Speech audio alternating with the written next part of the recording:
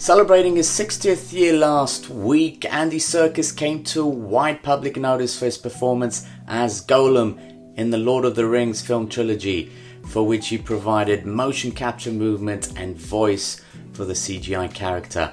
He then went on to spend his career inhabiting characters far removed from his personal experiences, including King Kong and Caesar in the Planet of the Apes trilogy.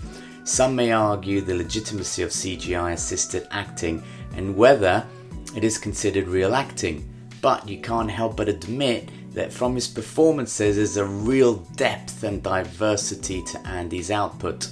The work in motion capture records the body's movement, voice and facial expressions of an actor, which then creates a digital character. It may seem like some kind of technical wizardry as a way of liberating an actor, even though wearing high-tech special effects suit to play absolutely anything or anyone. But for Andy, in order to find the character and physicality for Gollum, he had to assemble a whole way of creating him, and therefore he trawled through images based on paintings by Leonardo da Vinci, researched dancers' moves and dug deep into how best to bring forth the believability of Gollum onto the big screen.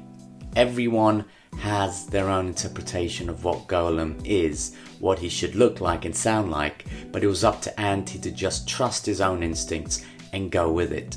He took it upon himself to create this character fully, like he would treat any other role on stage or film. At one point he was even inspired by his cat when he heard it spewing up a furball, which conjured up the voice for Gollum. The voice came through some form of an involuntary action he was searching for, a constriction of some kind that affected his body at the same time and made him hunched. Andy felt incredibly liberated when he was inside another skin, and so that method did afford him that in a huge way. Putting a spirit of life into a CGI character was and still is a conceptual breakthrough in a way in which a human being can transfer themselves into another entity. He admits to being really in touch with his primal instincts. In the acting profession, he believes one has to be. He says that one has to be open to going where one's emotions take them. Acting is a sort of pressure cooker that allows the fizz to come out on top. God knows what he would have been like if he didn't have that. Even more animal, perhaps. Since Disney brought us The Jungle Book, stories and to further extent cinema has always looked at ways to anthropomorphize animals. But what's the fascination with it?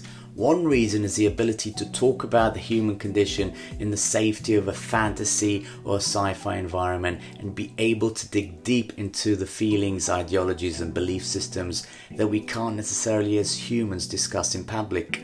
If one looks at the whole Planet of the Apes movement, it's no coincidence that it happened in the 1960s when there was a huge civil unrest. It's as if we're holding up a mirror to ourselves and doing it in a way that both pokes fun at us and at the same time shows our worst side of nature. When Andy played Caesar in the remaking of Planet of the Apes, he did not just play the movements of an ape, but also projected human feelings within the skin of an ape. We can notice that the most powerful moments in these films are when we're really drawn into the emotions of the characters of these apes. His co-star James Franco stated, "Andy Serkis is the undisputed master of the newest kind of acting called motion capture, and it is time that Serkis gets credited for the innovative artist that he is." Andy adored playing the role of Caesar because it was rare to get the opportunity as an actor to play a character all the way from birth to death over the course of 3 movies. To show the growth and transition of Caesar from a pure chimpanzee to an elevated and slightly more intelligent being. The nature of performance capture, which he thinks is an egalitarian form of acting, since any actor can play anything and they can access whatever they want within themselves. Now that Andy's going down the director's route, his desires to tell stories and continue using what he has to communicate ideas isn't going away anytime soon.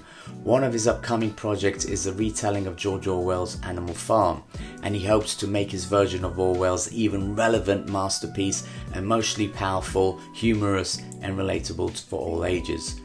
We're each bestowed with a vital energy, a mission that must endure and spark into life, he explains, emphasizing the need for a purpose that can galvanize our efforts and resonate with a broader audience. Last year, he went back to perform on stage with Woody Harrelson. It was a step away from what he was used to, but he said he wouldn't take on a character unless there's a kernel of something in it. One has to find a way into the character. The thing one has to do as an actor is to construct the backstory. Andy spent most of his life traveling towards characters that are a long way away from him.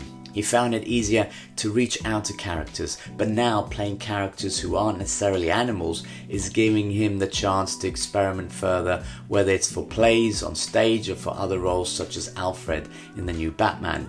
He aims not to compare himself to the previous actors who played Alfred and sees himself as a custodian of the role for that moment in time. And what he wants to bring out in the character is the emotional relationship between Bruce Wayne and Alfred. That's his main focus. He believes that every actor out there should always have a project in mind regardless of whether they're up for a job or not. To always work on a script, a short film, to make something that they are in control of. Because being an actor when starting off leads down to long periods of unemployment. It's about staying focused in the right way and actually enjoying life when one is not acting, to be inquisitive, to go to travel, to experiment, because acting is really basically a life experience.